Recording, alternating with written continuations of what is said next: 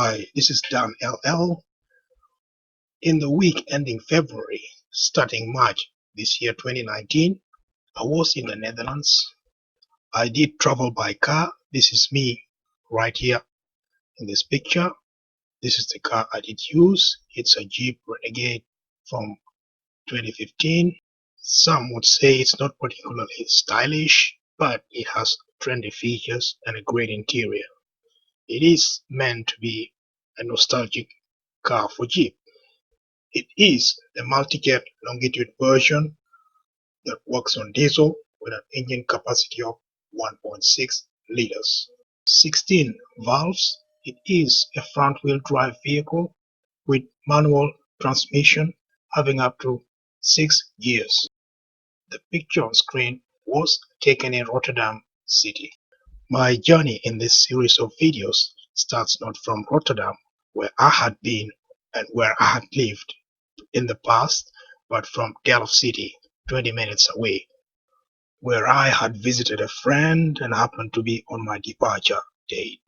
This Google map shows the route I have to take, passing through several cities and towns up to Dunkirk and then crossing from Dunkirk to Dover, and from Dover driving all the way to Ely in Cambridgeshire.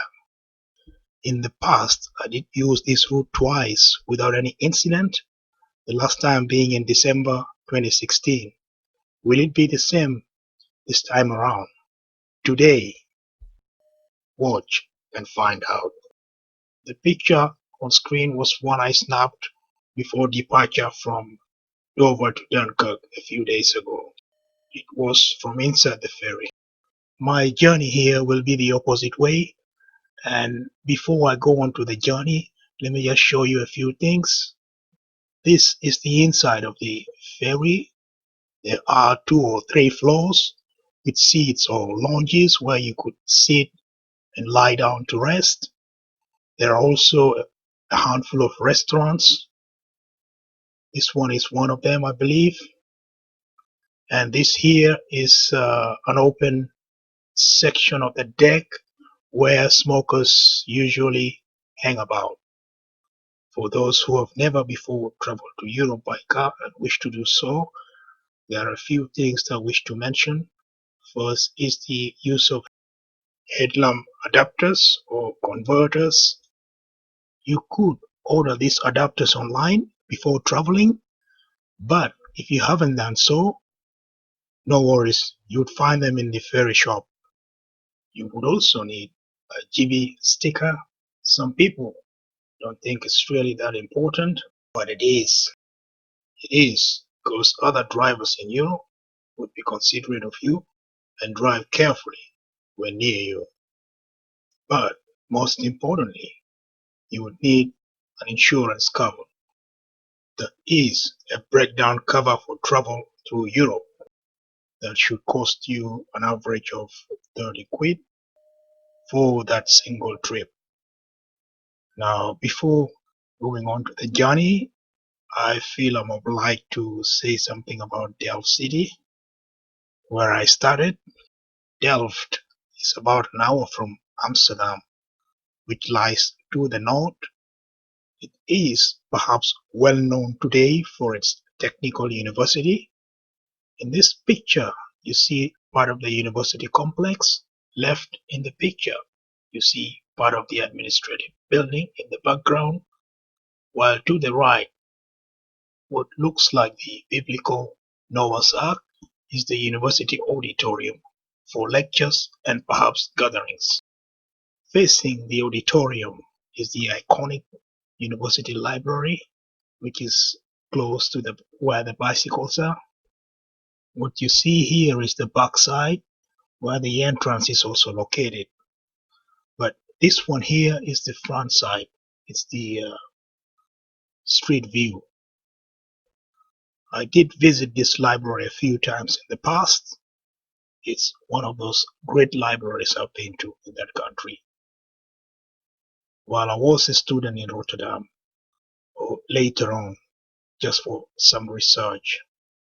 Next, What you see is the last remaining gates of the city. It's the East Gate, which was built in the Middle Ages. There where the dark figure is, a cyclist, is a drawbridge, a modernized metal bridge. Lastly, we all know that the Netherlands is a country well known for having great painters in the past.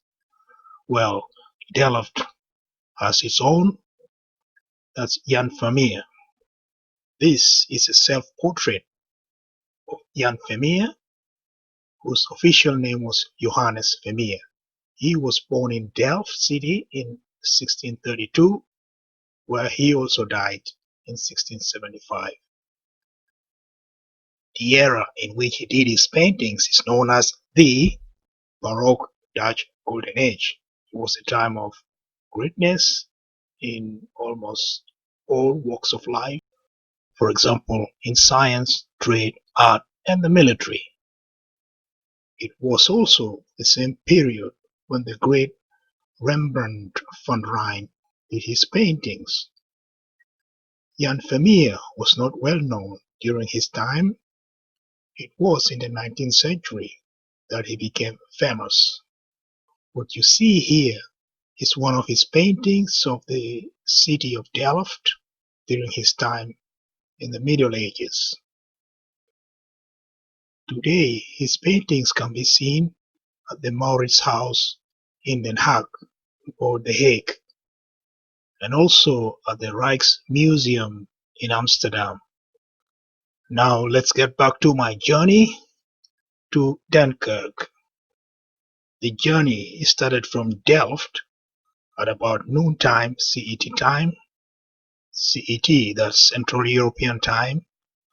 The journey was to take 3 hours from experience, and my ferry was to leave at 4 p.m.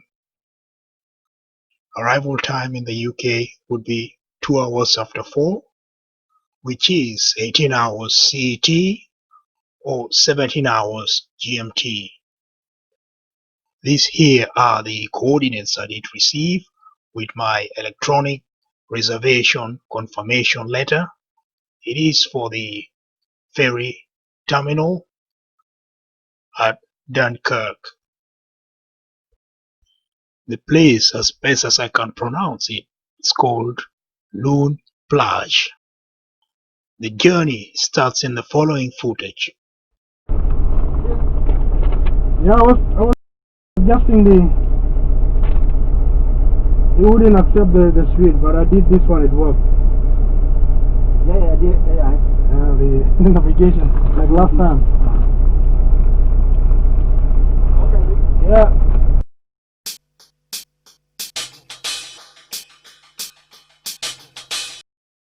Telling me I should arrive close to 4. Close to 4. Yeah, I was hoping to arrive before 4:45. So I have to go like that. Yeah.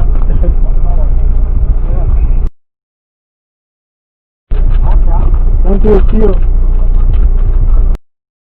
I was talking to this friend or brother I had visited in Delft City, not far from the university. It's noontime, somewhat sunny, and so here starts my journey to Dunkirk in France.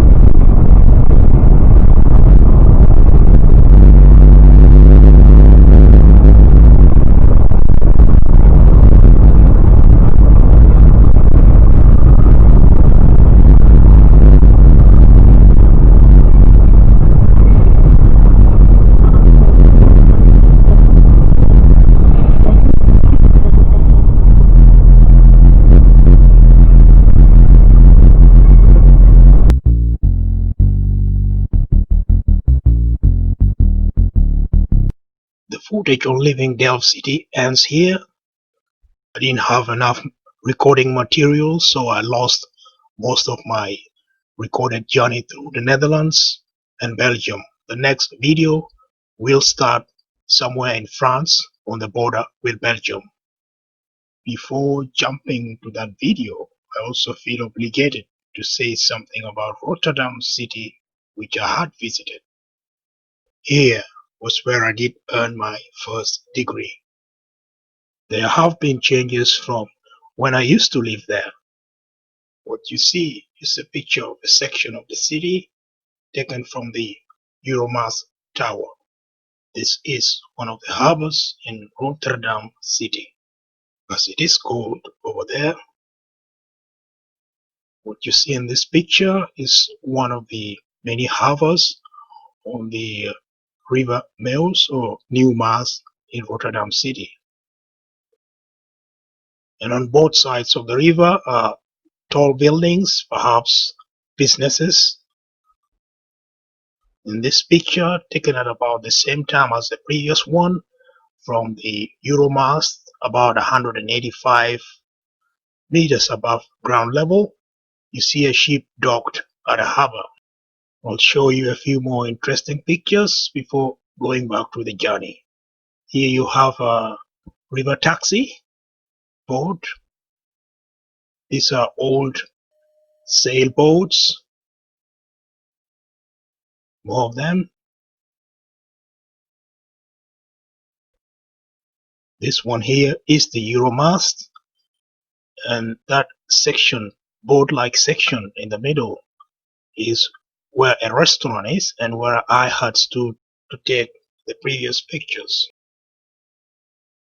This sign says "Welcome to Rotterdam," and here is a statue of the scholar Desiderius Erasmus.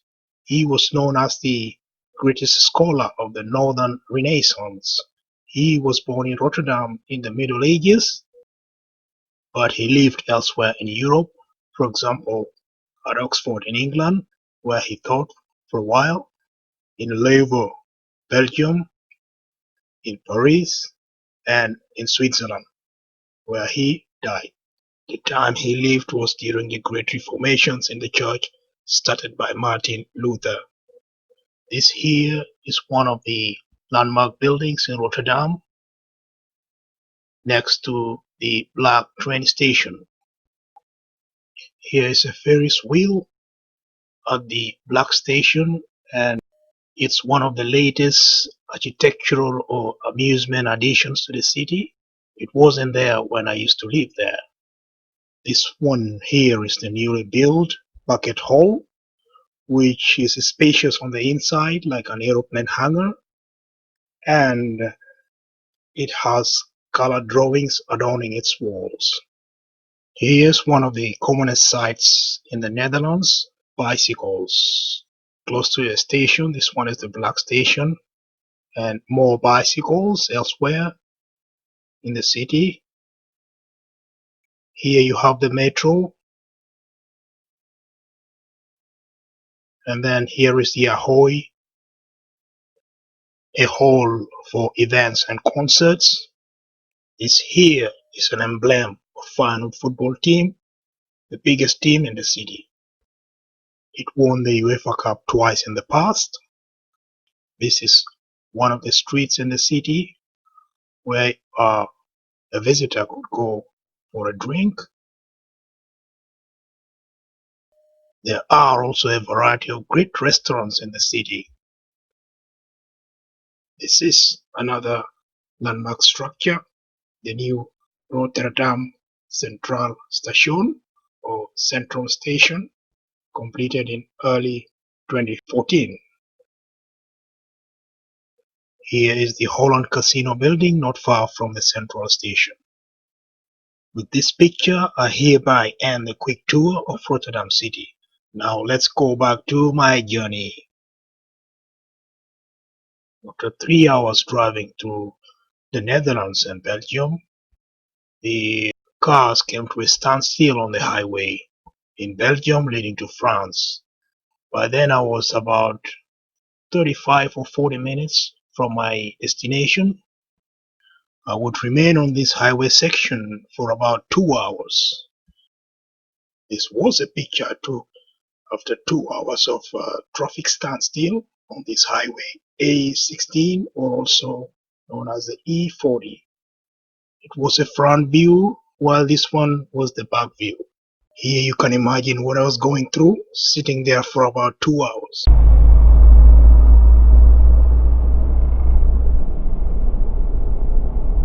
This here is the Belgian-French border.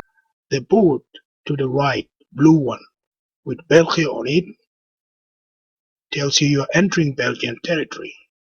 You see, here there isn't any border crossing because both countries are EU members.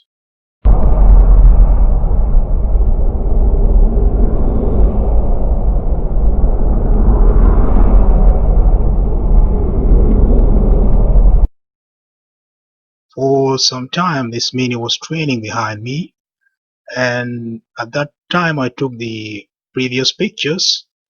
One of the guys in the car came and spoke to me, asking about what the problem was on the highway.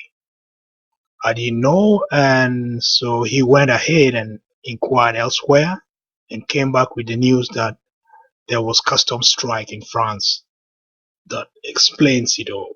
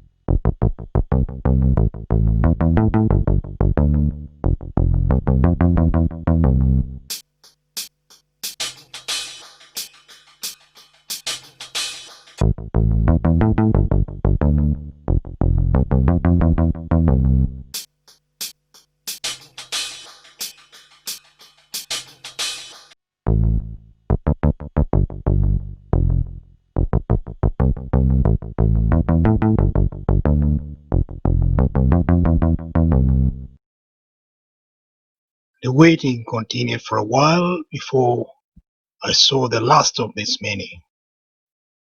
See what happens? And it was gone. The guy in the Mini had said they were going to take the crossing at Calais. Mine would be at Dunkirk. Calais has a number of options, which include the underground or shuttle train through the tunnel, unlike Dunkirk, which only has the ferry.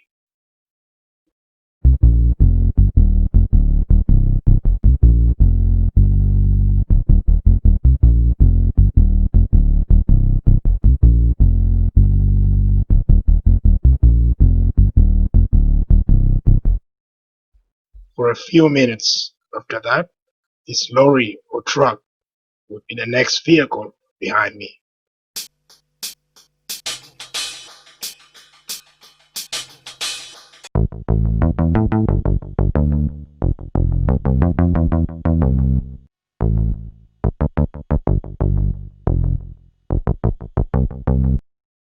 Here I bumped into French traffic police with the inner lane closed, and they were indicating we follow the outer lane. Then all of a sudden, the traffic started moving faster. I thought then it must be a good sign, some good news.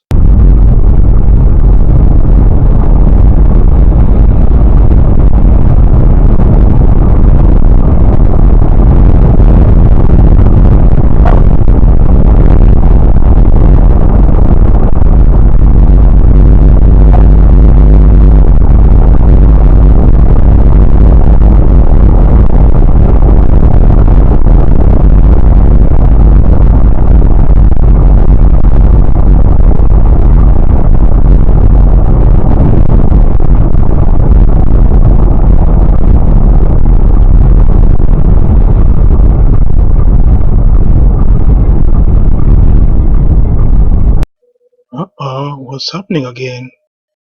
It slowed down.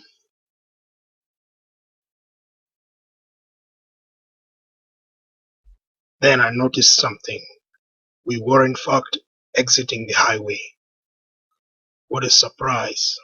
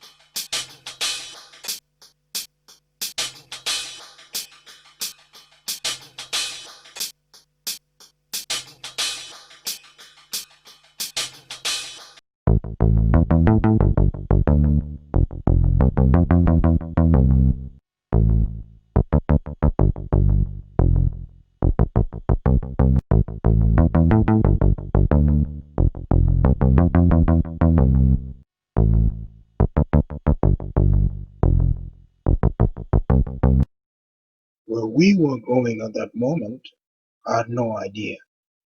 But I was hoping the new route would take me straight to Dunkirk.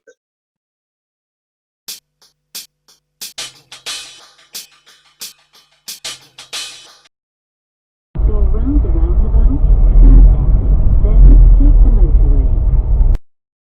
There is a roundabout there, next to the two police officers and the van.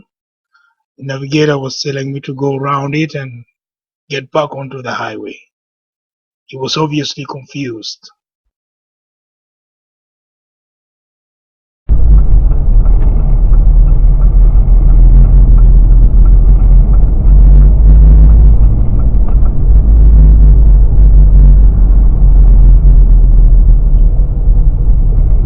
Go round the roundabout.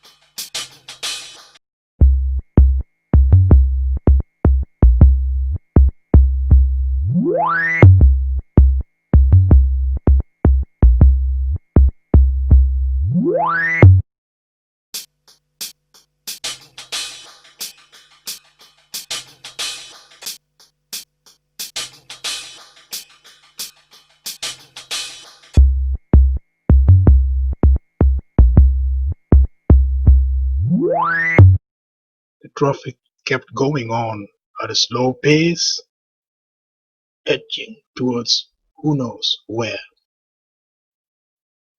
It came to a standstill here, and by then it was already past 6 p.m. CET time. I had left the Netherlands with a full tank, but now here I am, 6 hours later, with about 3/4 of the fuel capacity used. I started getting worried about where to fuel. In normal circumstances, half the tank, which is about 25 liters, would take me up to the ferry terminal, and the other half would take me from Dover to Cambridgeshire.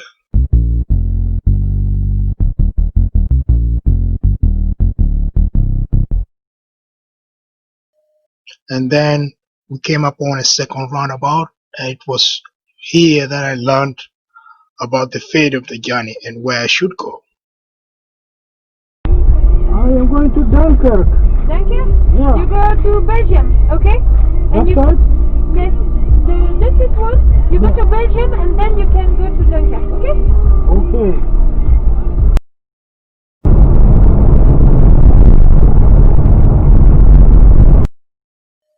Oh my lord, I couldn't believe what I heard from those two officers.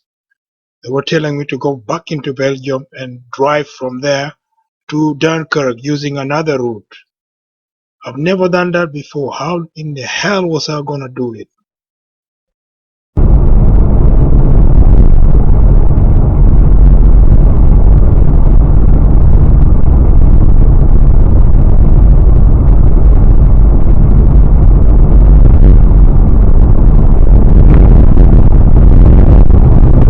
At this point, I've already turned full circle onto the highway and driving back to Belgium.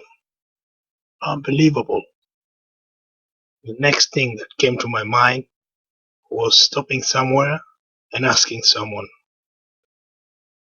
I didn't know which route to take to Dunkirk. That was the problem. I thought the navigator could take me back onto the same route, the same highway, and I could be stuck there for another 2 hours. I didn't want that to happen.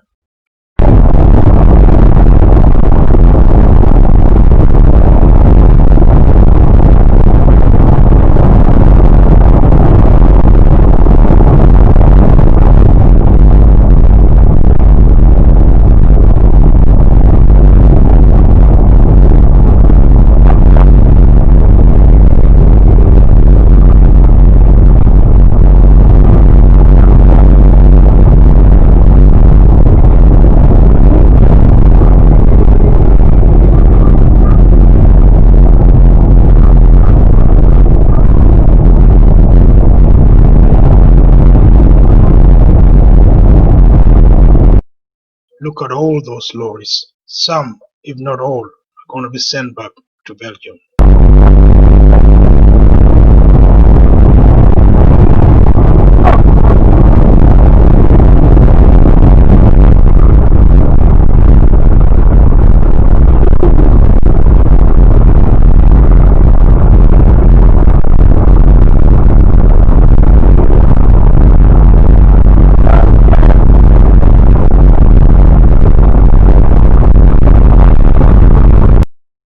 As I kept going, driving into Belgium, I saw on a signboard the name Dunkerque. It's another town in Belgium.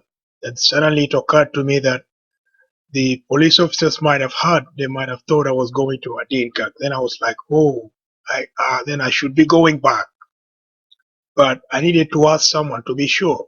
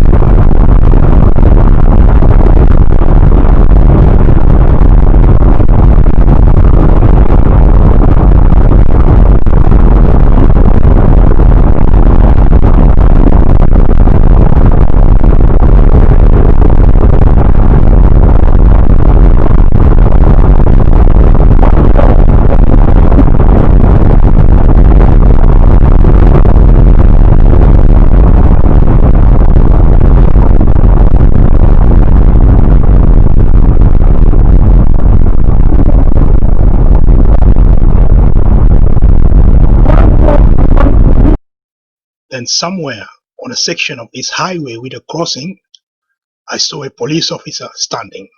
What a relief. There's someone I can finally ask. Listen to what he has to say.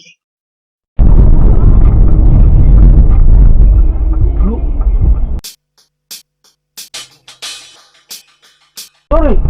Moment,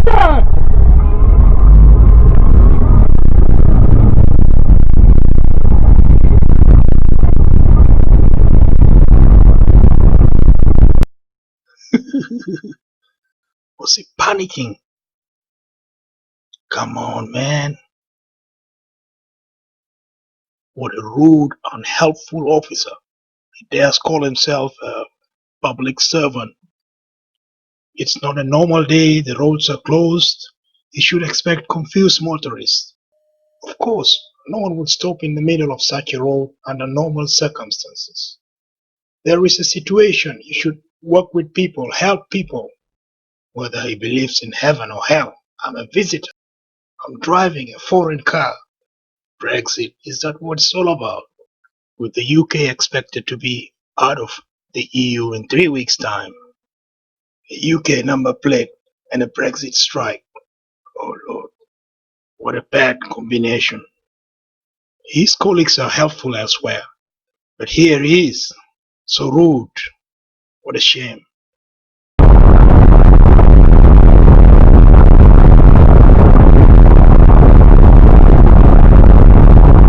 I did adjust my navigator to an alternative route to Dunkirk, and I just kept driving. Here I'm still on the same highway, and I've just reached an intersection that would take me out of it.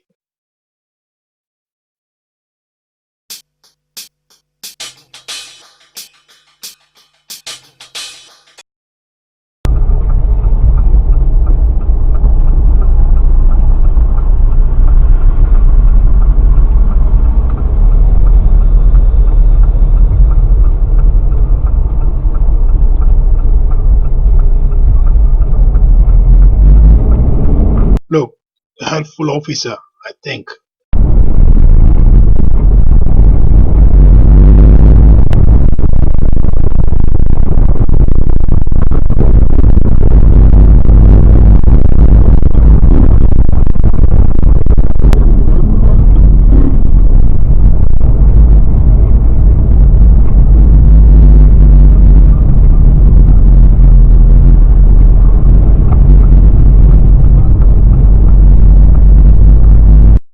Following the navigator, I just drove on, and the roundabout that I came upon brought me to this road with a canal to the side.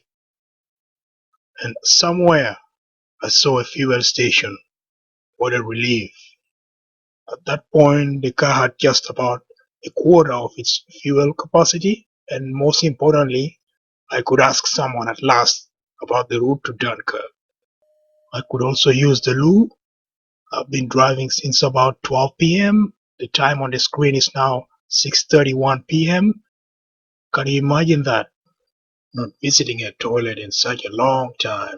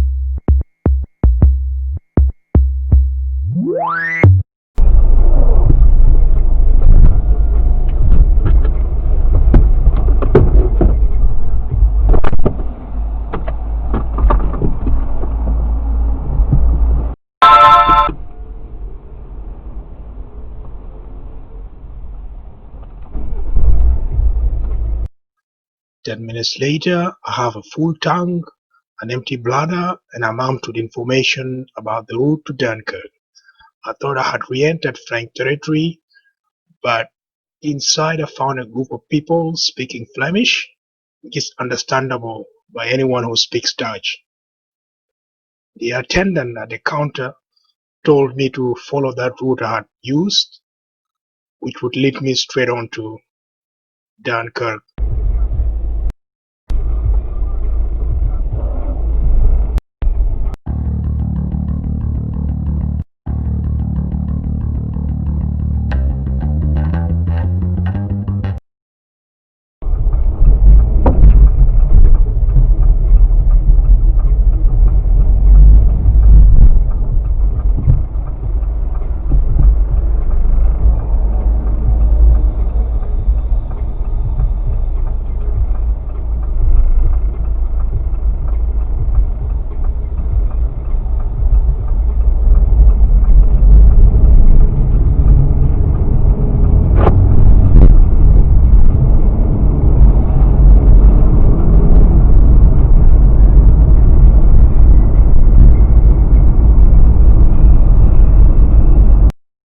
not eaten anything since 12 p.m. and for a drink I had a sip or two of water only. After leaving the fuel station, I decided to eat something and drink water. This is it. That was a Belgian-made bar of chocolate, and I had this water with me from the UK. I've always been careful not to drink much on long journeys because of the toilet issue.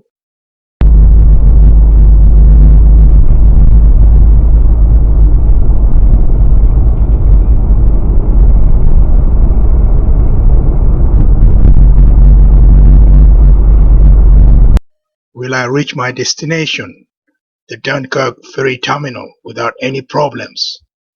Find out in the next video.